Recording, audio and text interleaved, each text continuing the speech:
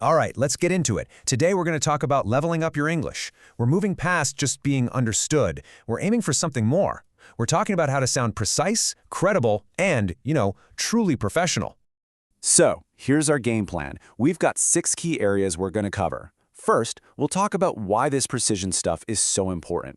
Then we'll get into some really practical tools, like mastering what-if questions and using verb tenses to tell your professional story.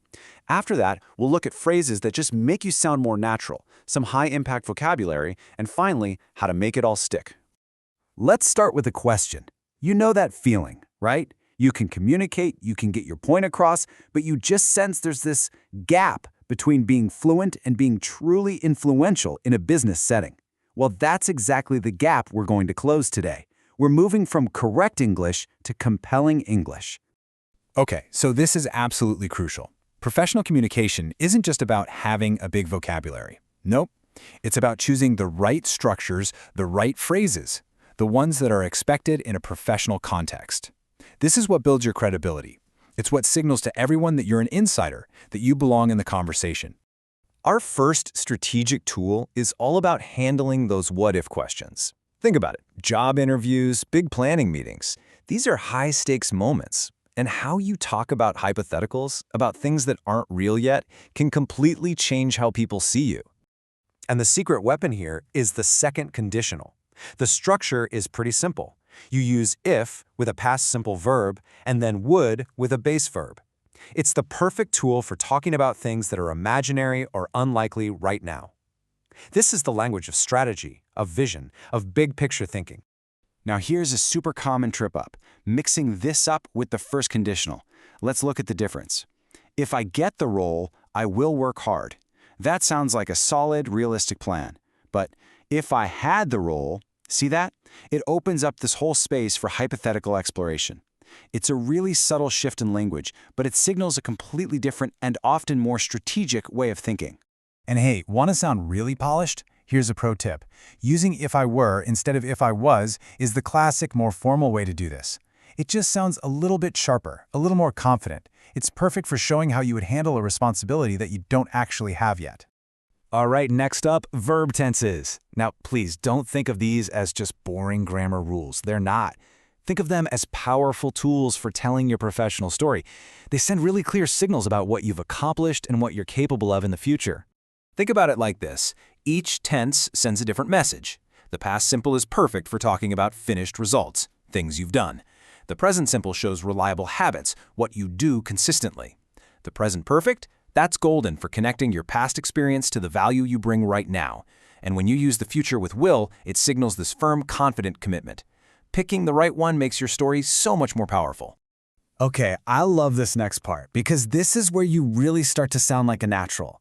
We're talking about collocations. It's just a fancy word for words that sound right together. Like a natural pairing. Nailing these is probably the fastest way to upgrade your English from good to great. Here's a classic example. We don't do decisions, we make decisions. Simple, right?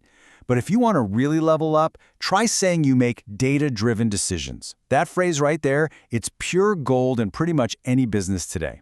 And here's another big one. You don't have a track history. What you have is a track record. As in, I have a proven track record of delivering results. This is standard, respected language that you'll hear all the time. Now this one is a little more subtle. If you say create rapport, people will know what you mean. It's not totally wrong. But the much more natural, much more common phrase is build rapport.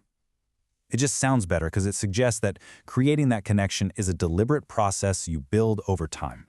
And finally, instead of saying you explain a complicated topic, the professional way to say it is that you can break down complex concepts. See how that just sounds more skillful? It shows you know how to simplify things for other people in a really thoughtful way.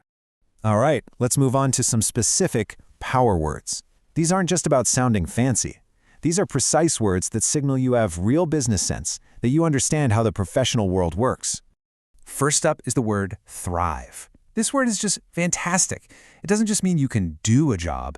It means you flourish, you excel, you feel energized by it. When you say you thrive in a certain environment, it shows this incredible mix of enthusiasm and self-awareness. It's a perfect word for an interview.